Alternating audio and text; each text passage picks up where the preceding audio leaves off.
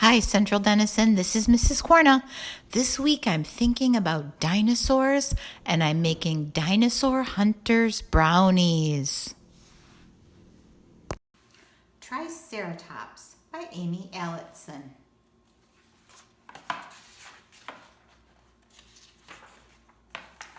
Oh, this book has a table of contents.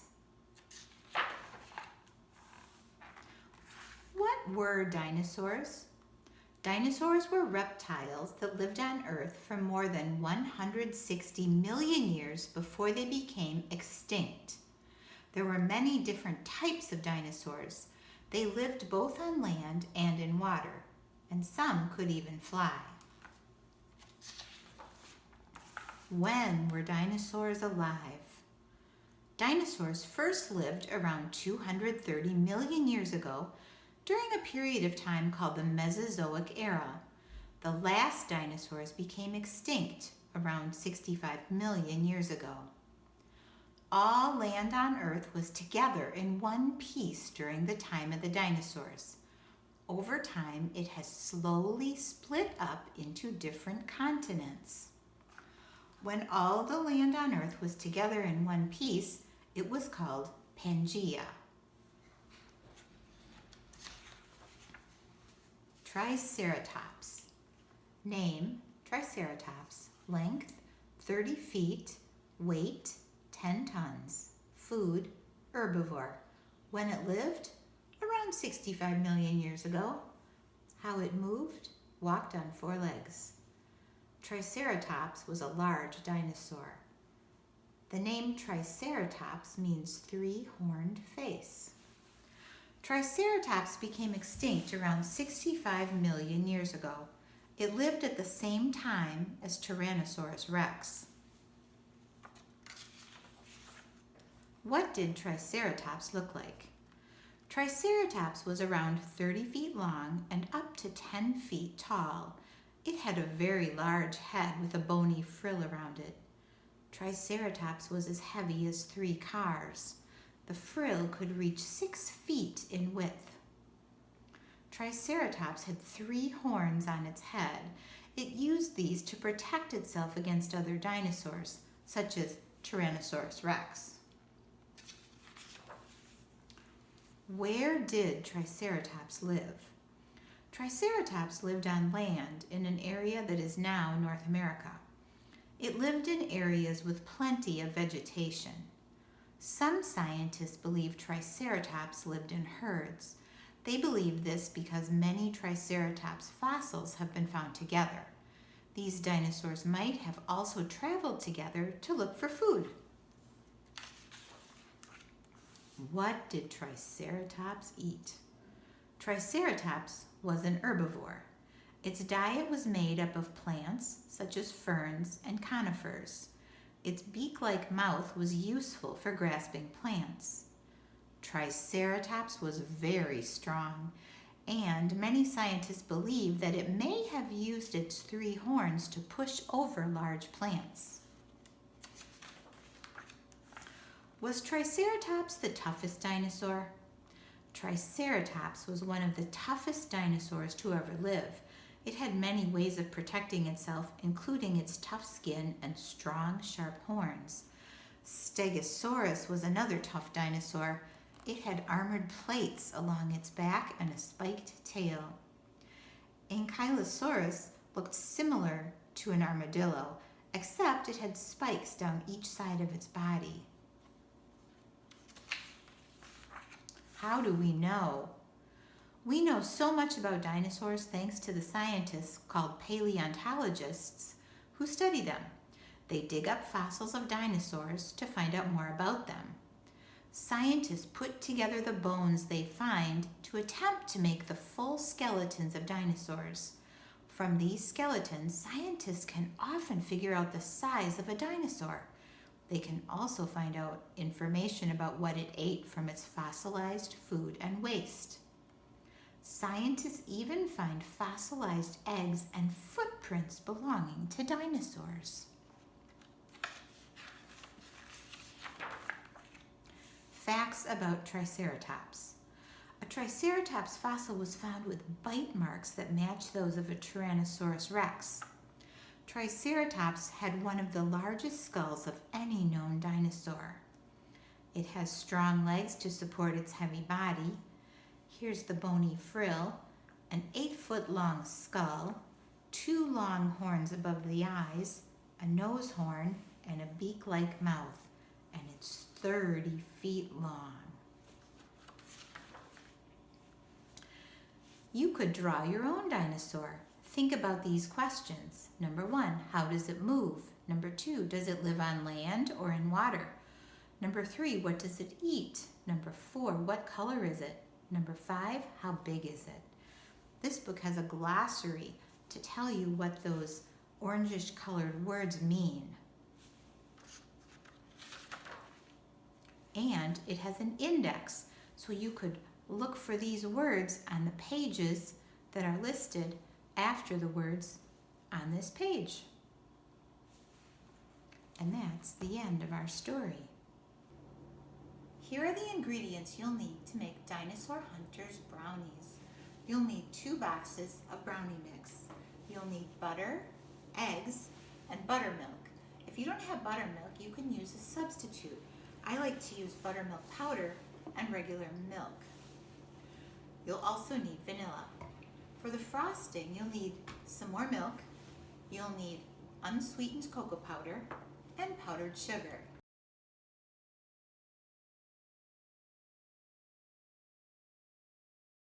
Here are the tools you'll need to make Dinosaur Hunter's Brownies. You'll need a big mixing bowl. You'll also need a teaspoon and a tablespoon for measuring. You'll need a measuring cup for your dry ingredients, and if you have a glass measuring cup for liquids, that works great. You'll need a wooden spoon for stirring, and you'll need a spatula. You'll also need a wire whisk. You'll need a 9x13 pan that you'll line with parchment paper, and you'll also need some cooking spray. For making the frosting, you'll need a medium-sized pan, and at the end, when you cut your brownies, you'll need a large cutting board and a knife. The knife should be used by an adult. To make Dinosaur Hunter's Brownies, you're going to start with 2 boxes of brownie mix. Empty the brownie mix into a large bowl.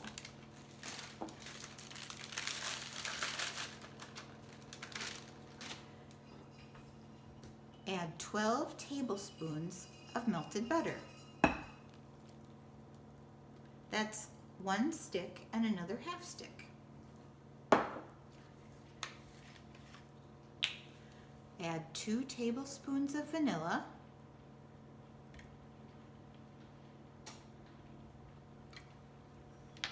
Then add 1/2 cup of buttermilk.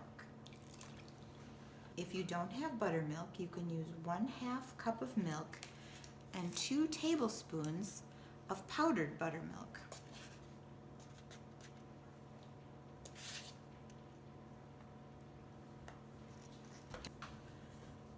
Add 2 eggs.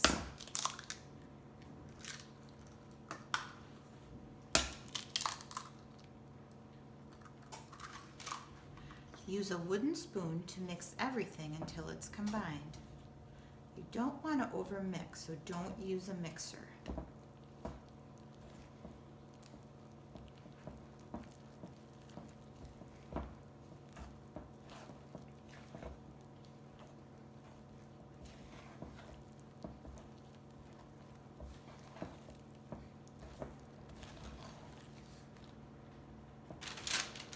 Prepare your pan by spraying the bottom with a little bit of non-stick cooking spray, then place in the parchment paper. That'll hold the parchment paper in place. Then do a light spray over the parchment paper. Add the brownie batter to the 9x13 pan.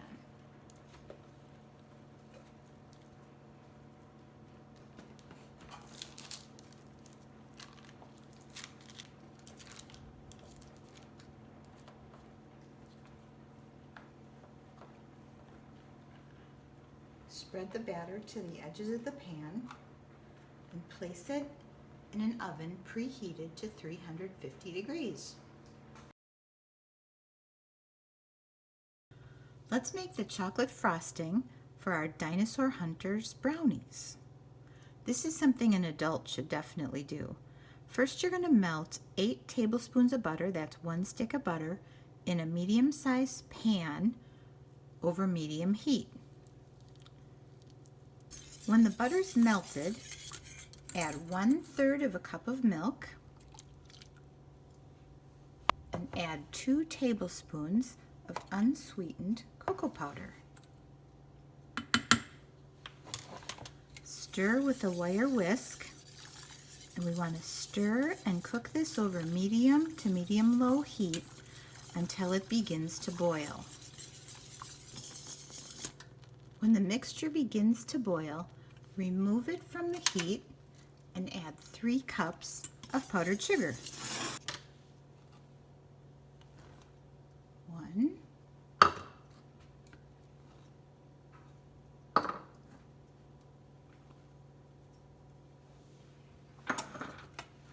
and stir to combine.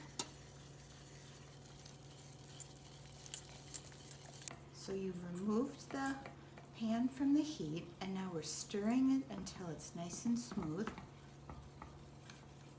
Let this cool slightly before pouring it over the cooled brownies.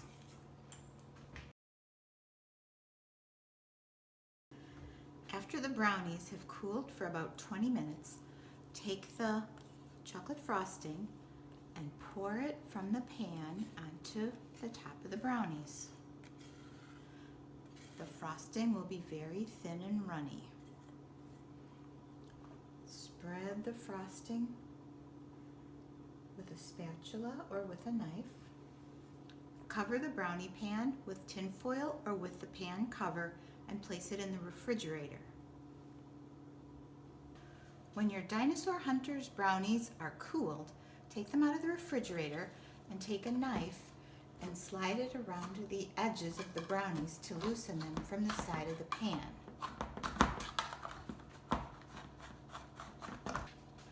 Then tip the brownies out onto a cutting board.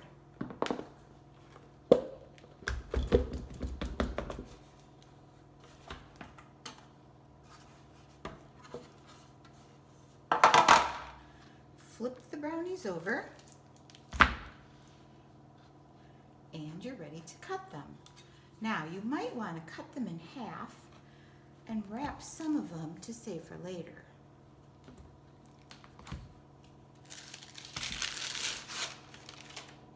You could store the wrapped brownies in the refrigerator or the freezer. Have an adult take a large knife and cut the brownies into squares.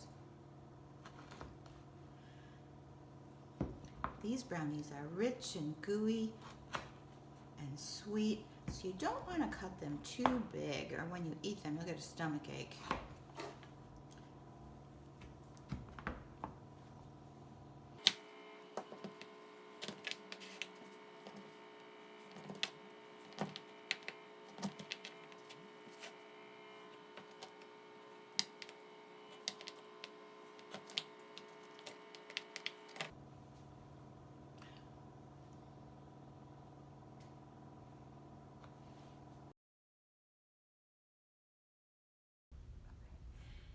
If you liked Triceratops, here's a couple other books that you might like. Apatosaurus or Dinosaur Rocket. We have a nonfiction book and a fiction book for you to choose from. Ooh, look, some yummy Dinosaur Hunter brownies.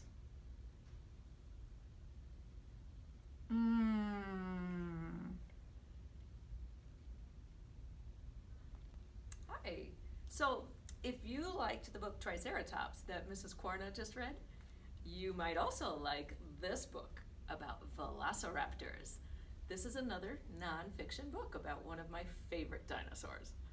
But maybe you're more in the fiction mood and you like to imagine dinosaurs playing basketball. Well, here's one for you also. This is the plant eaters versus the meat eaters. Who do you think's gonna win that one, huh? Happy reading. I'm gonna enjoy some of these dinosaur brownies. I've been waiting all day for this.